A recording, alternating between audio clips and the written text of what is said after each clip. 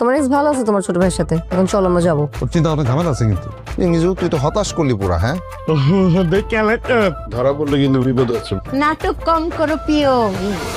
তুই জানো আমার চোখ কয়টা? আমার গয়না কই? আমার গয়নাটা নাই এখানে।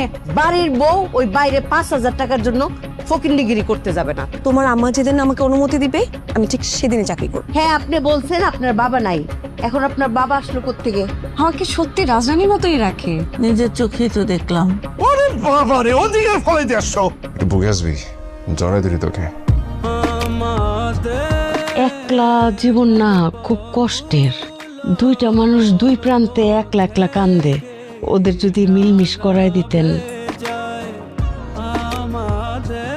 মেহের মেয়ে বাড়িতে ভালো নেই, আমার উপর রাগ করার অধিকার তোমার আছে। আমি শুধু এসেছিলাম তোমার চোখের জল মুছে দিতে। তুমি কি মাকে মিস করো? অনেক মিস করি। একটা মা তখন সবচেয়ে বেশি খুশি হয় যখন দেখে ওই ভাইদের মধ্যে রক্তের বন্ধনটা আছে।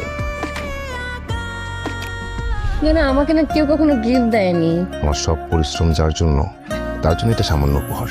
তোমাকে বড় ভালোবাসি, নিজের চেয়েও বেশি আমাকে ফিরিয়ে দিও। এই মেয়ে আপনাদেরকে বোকা বানাচ্ছে পরিচয় লুকায়, বুঝছেন? ও ফাহাদের এক্স গার্লফ্রেন্ড। দেখতেছেন আপনি কি করবেন? আপনার বড় ছেলে টাকার লোভে ওর সাথে যাও। বেরো বেরো এখান থেকে।